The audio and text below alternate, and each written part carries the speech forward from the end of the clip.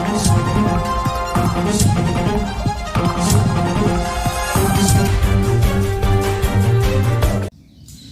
Rajasthan दड़कन news में आपका स्वागत है। मैं धर्मेंद्र सिंह जादवला।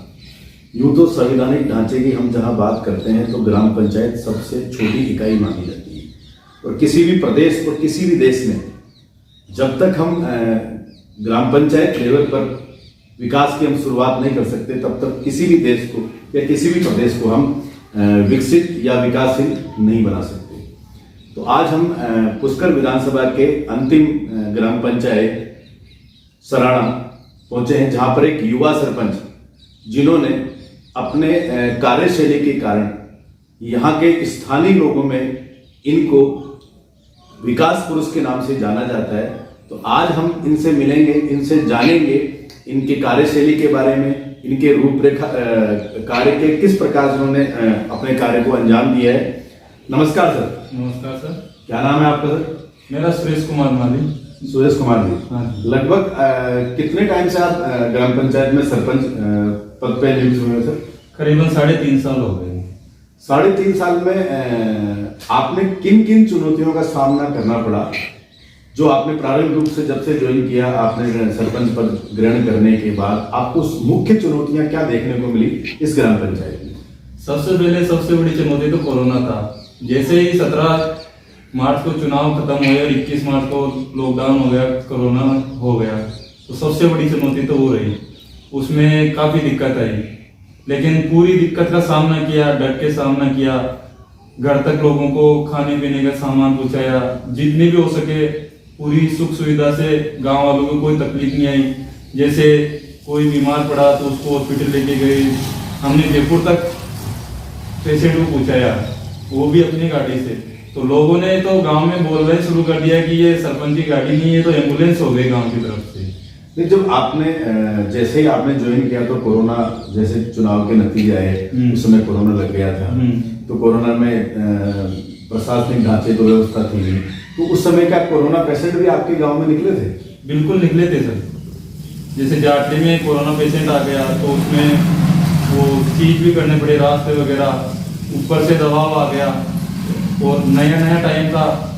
तो उसमें क्या है कि जैसे एलडीएम वगैरह, कलेक्टर साहब, उस टाइम पहला कोरोना का पहला काल था, तो उसमें बहुत ज्यादा समस्या आई थी, लेकिन पूरी समस्या का डट के सामना किया। मैं गांव वालों से मिला, उनसे रूमर लिया मैंने कि आपने प्रारंभिक कार्य तो अपने जेब से लगा के किए, फिर बाद में बजट पास हुआ। क्या इस प्रकार का कुछ हुआ है वाकया? बिल्कुल हुआ सर। ये नई ग्राम पंचायत है, ये पहला कार्यकाल है ग्राम पंचायत का, तो पिछला बजट कोई नहीं था। तो शुरू में अगर कोरोना की सैनिटाइजर वगैरह, मास्क वगैरह वितरण किया तो वो सब अपने जेब से किया। किसी की जरूरत है, किसी के जैसे कोई मजदूर है, उसको रोज शाम दिन में मजदूरी करके शाम को खाना है, तो उसके लिए आटा वगैरह का किट वगैरह वो सारे सब अपने जेब से दिए थे। अच्छा, तो ये पहली बारी ग्राम पंचायत घोषणा हुई है, उसके पहले आप सरपंच थे? इस ग्राम पंचायत का पहला सरपंच हूँ। सबसे पहले आपको पहले तो बधाई राजस्थान दड़कन न्यूज की तरफ से कि इस ग्राम पंचायत का पहले सरपंच है। बिल्कुल धन्यवाद साहब। आपने जैसे आपने जब आप कह रहे हैं कि तो पहली ही ग्राम पंचायत बनी है, तो किन किन चुनौतियों का आपने शुरू में सामना किया कोरोना के अलावा, कि जो आपको इस ग्राम पंचायत को डेवलप करने में, विकास करने के लिए सबसे पहली चुनौतियां क्या फेस की आपने? इसमें तो हमारे तो सामने सारी चुनौतियां थी, क्योंकि हम नए थे और मैं तो क्या एग्जाम की तैयारी कर रहा था। ये सारा श्रेय पिताजी को जाता है, क्योंकि वो ही है राजनीति के अंदर, वो ही थे। और पहले जैसे ये ग्राम पंचायत सराणा थी, पहले ऊंटड़ा ग्राम पंचायत के अंदर आती थी, तो उसमें पिताजी उप सरपंच भी रहे हुए हैं। तो उन्होंने जोर दे के मेरे ऊपर प्रेशर डाल के या कुछ भी समझो, उन्होंने मेरे को खड़ा किया और गाँव वालों ने भी समर्थन दिया, इससे मैं अभी सरपंच हूँ। तो यहाँ मुख्य कार्य क्या किया आपने अपने 3 साल के इस कार्यकाल में? अगर एक संपूर्ण आप मतलब सारांश अगर निकालें तो इन 3 साल में आपने क्या क्या प्रमुख कार्य किए इस ग्राम पंचायत के लिए, या छोटे छोटे जो आपके आसपास गांव लगते हैं उनके लिए? इस ग्राम पंचायत में 3 ग्राम आते हैं, जैसे सराना, जाटली और दत्ता। तो तीनों गांवों में काम की, विकास की कोई कमी नहीं है। सब गांवों के अंदर सड़कें पक्की बना दी गई। अपने ग्राम पंचायत नई ग्राम पंचायत बनाई तो उसमें उसको भी नया बनाया, भवन नया बना, वो अपनी तरफ से बनाया गया है। सारा विकास अपनी तरफ से हुआ, जैसे शमशान विकास है, खेल मैदान है, ये सारे काम अपनी ग्राम पंचायत से, जैसे पटवारी भवन है, सामुदायिक भवन है, खेल मैदान है, सड़कें हैं, जैसे सीसी सड़कें हैं, जोधपुर खरंच है, ये सारी सड़कें बनाई। मैं आपसे, जैसे मैं किशनगढ़ से जब हम निकले आपके गांव के लिए, तो आने वाली जो रोड मैंने देखी, उस पर मैं मेरे साथी से बात भी कर रहा था कि इस रोड के बारे में आपने मुद्दा नहीं उठाया कि जिस तरह से हम चारों तरफ हाईटेक सिटी से घिरे हुए हैं, एयरपोर्ट भी किशनगढ़ में है, किशनगढ़ एक बहुत बड़ी हाईटेक सिटी माना जाता है, तो उस बीच में इस रोड के बारे में कभी आपने इस मुद्दे को अपने हायर लेवल तक या स्थानीय प्रशासन से या ऊपर लेवल तक इसको उठाने का प्रयास किया? बिल्कुल प्रयास किया था, लेकिन ये क्या है कि कृषि मंडी कृषि विभाग के अंदर आती है, तो वो क्या इतना ध्यान नहीं देते हैं। जैसे अगर गांव में पानी हो, सबसे बड़ी समस्या गांव में पानी की है।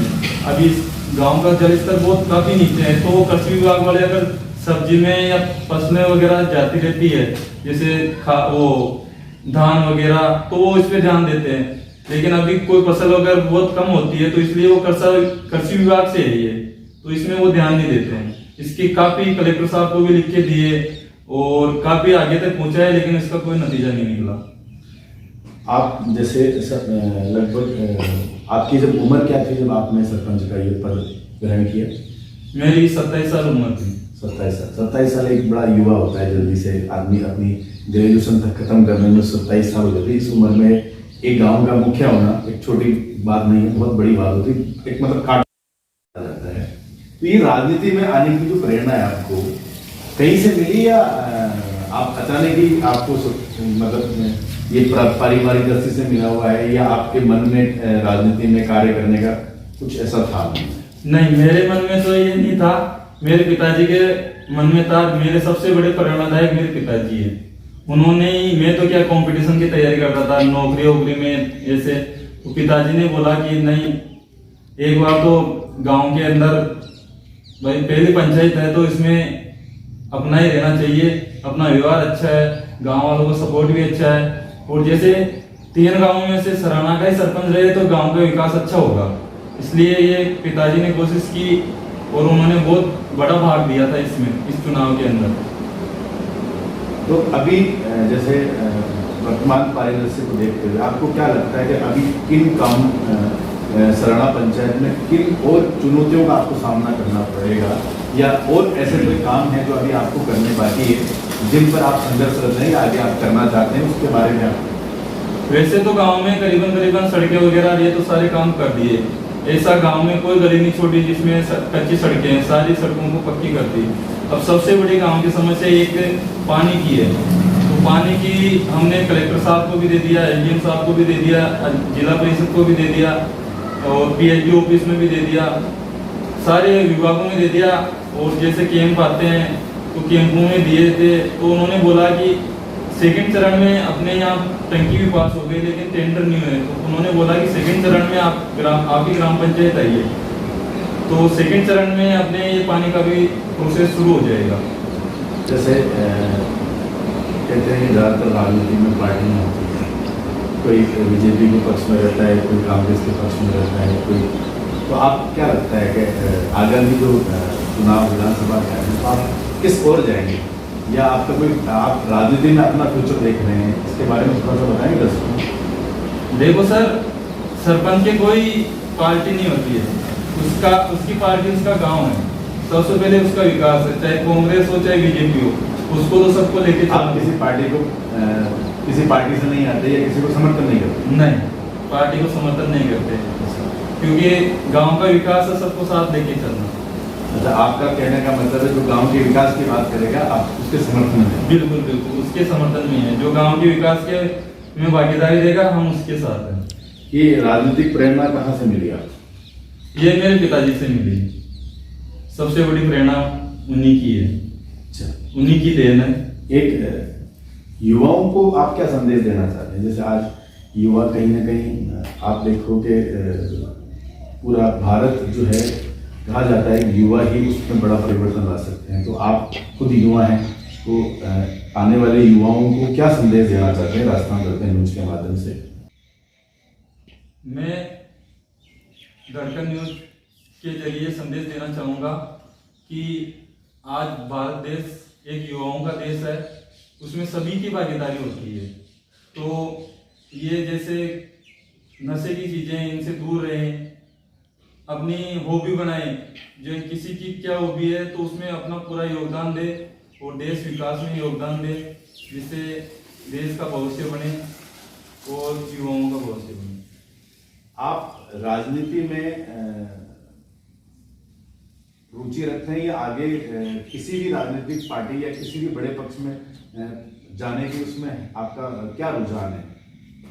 नहीं, मैं राजनीति में इतना कोई खास विचार नहीं है, लेकिन हाँ, अपने गांव के विकास के बारे में कहीं पर भी जरूरत हो तो मैं सबसे पहले आगे खड़ा होऊंगा। वैसे ऐसा कोई विचार नहीं है कि मैं एमएलए बनूं या प्रधान बनूं। जैसे किसी की ये होती है कि इस बार सरपंच बन गया, अगली बार प्रधान का चुनाव लड़ूं, उससे अगली बार मैं एमएलए का चुनाव लड़ूं। तो अपनी ऐसी कोई विचारधारा नहीं है। हाँ, अगर गांव वालों का समर्थन रहा अच्छा, तो अगर गांव वाले पूरे सपोर्ट करके खड़ा करेंगे तो हो सकता है। वो अपना कोई विचार नहीं है सर। आपका कहने का मतलब है कि आप गांव के विकास के लिए कार्य करेंगे, आपको राजनीति से मतलब नहीं है, ये कहना चाहते हैं? बिल्कुल बिल्कुल यही बात है। ये हमारे साथ थे युवा सरपंच, जिन्होंने अपने कार्यकाल के बारे में बताया। जहां युवा अपनी शिक्षा ही खत्म नहीं कर पाता, वहां एक 27 साल की उम्र में आपने पहली ग्राम पंचायत बन के उस ग्राम पंचायत के सरपंच के रूप में अपने आप को स्थापित किया। यूँ बहुत सी चुनौतियां होती हैं, एक सरपंच का पद कांटों भरा होता है, और ये कहा जाता है कि जिस तरह से एक मुख्यमंत्री या प्रधानमंत्री, इसी तरह से गांव के सरपंच जो होता है वो सर्वे सर्वा होता है। उनके सामने बड़ी चुनौतियां होती हैं, और सरपंच साहब के साथ चुनौतियां ये भी थी कि जब इलेक्शन खत्म हुए, इलेक्शन खत्म होते ही चुनाव का परिणाम आया और कोरोना का फेस इन्होंने सामना किया। और इसीलिए शायद मुझे लगता है गांव में ज़्यादातर लोग विकास पुरुष के नाम से सरपंच साहब को संबोधित करते हैं। मैं धर्मेंद्र सिंह जाजोता, कैमरामैन के साथ